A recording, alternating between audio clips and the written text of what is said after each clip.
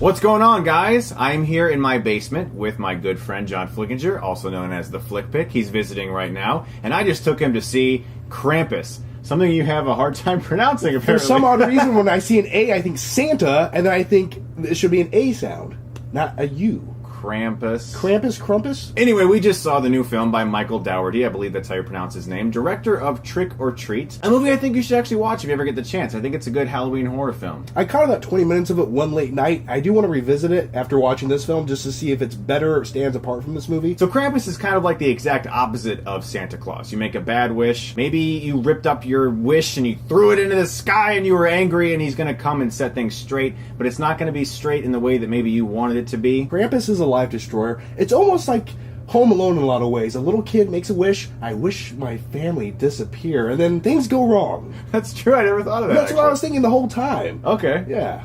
I made my family disappear.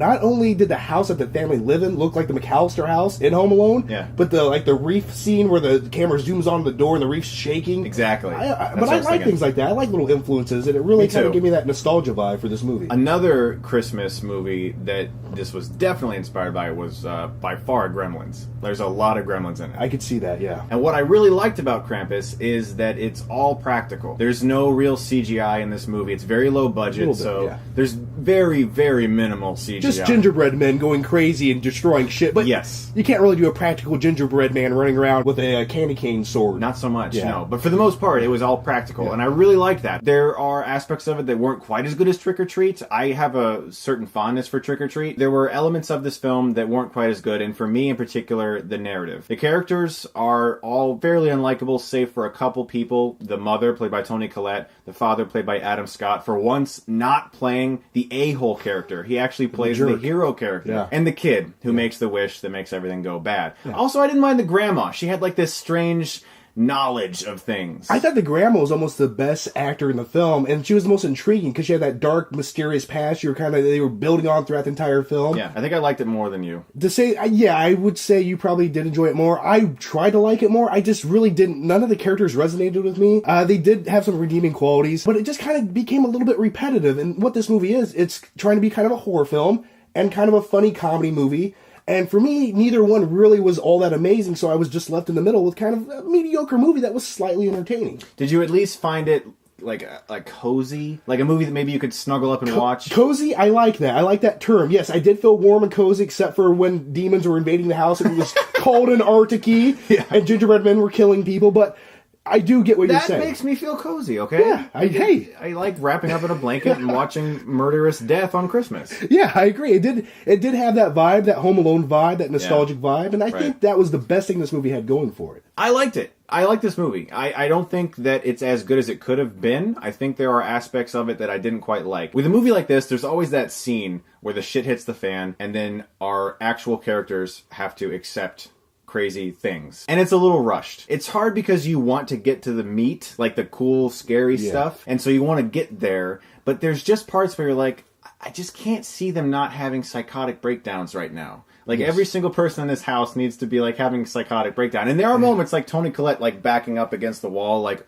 oh my gosh, this is really happening. And they don't really necessarily have the time, always, to sit there and realize that, because shit's just flying everywhere once everything starts. The transition between happy family, everyone's at Christmas having fun, not really enjoying each other and arguing, to all of a sudden monster horror was a little sloppy.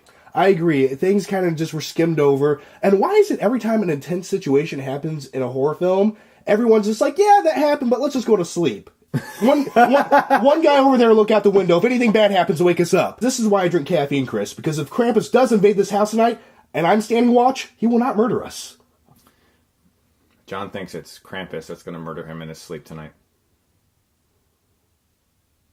They did address it once, where the father was like, you need to go to bed, and the kid was like, how? But then they all fell asleep. Like in the next scene, everyone was just asleep. Things I liked about Krampus. The look, the feel, The music, I really like the score. Same guy who composed for Trick or Treat. The direction overall, I thought was far better than your average PG-13 horror film. It was also far better than a very limited screened film with a very late embargo. Yes. Far better than most of those horror films you would think. Surprisingly, because it kind of had that B-rate vibe going in, and I was actually surprised by the production quality, and it didn't seem as cheesy as I thought it was going to be. I thought this was going to be like a direct-to-Netflix type movie, and it was surprisingly better. No, I was more anticipating it, I think, than you, just because of my love for Trick or Treat. I was let down by some of the way that the story went through its story. I don't want to get into spoilers, but there's a lot of jumping around, very fast, very rapid, and I can see it having good replay value, and I can see cult horror fans really liking this movie around Christmas time. I can see myself rewatching it. I'm excited to do so. I was impressed by, as you said, the production quality of an obvious low-budget production. I was impressed by the more prosthetic and actual suits and Krampus himself. But Krampus, the prosthetic mask that he's wearing throughout this movie, the mouth is always like this. For me, it just felt like a very repetitive movie. The characters were inside, they go outside, they come back inside, they go outside, they come back inside. And until like the last 15 minutes of the movie, I just felt like it was a repetitive mess. It almost felt like a movie that had 45 minutes of substance, and they dragged it out to that hour and a half. There's only so much you can do with a snowed-in blizzard, though. The Shining did quite a bit. That's true. That's true. You got me there. But, well, I'm going to retire. See you later. Here, take this with you.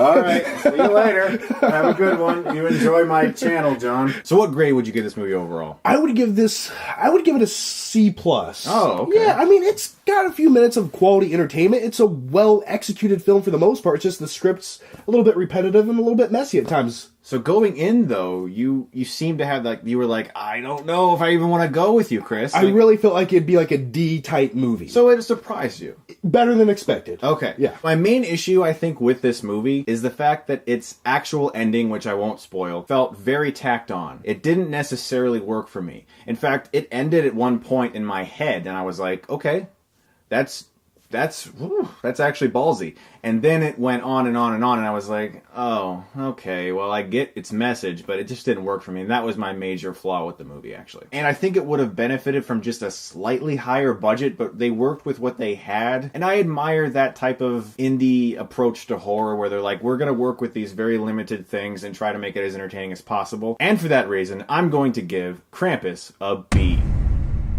Did the very end of this movie, and this isn't a spoiler whatsoever, did it kind of have a Jeepers Creepers vibe? Just a little bit? I was thinking of Jeepers Creepers! When it ended, I was like, Jeepers Creepers, where'd you get those eyes? Where'd you get those eyes? And I was like, this is Jeepers Creepers! That's what I was thinking, man! We're the same! Man, this movie did borrow a lot from a lot of other movies. It really did. So guys, I appreciate you watching this video. This is my buddy John the Flippic. As I said, you can check out his channel in the link below. He does tons of reviews all the time. He's very funny. He's got muscles and, speaking of muscles, John and I are fans of the Rocky franchise, and we decided to make our very own tribute to the Rocky training montages, and we've been working on that for a day. We shot in one day a really epic training montage, and I'm actually really proud of it. It's testosterone driven, it's epic, it's badass, and it's probably the coolest thing I've ever done. Wow, thank you. Yeah. The link for that video is in the description below. It's actually on my Facebook page because it contains the Rocky theme, and I couldn't put it on YouTube because of copyright issues. But please,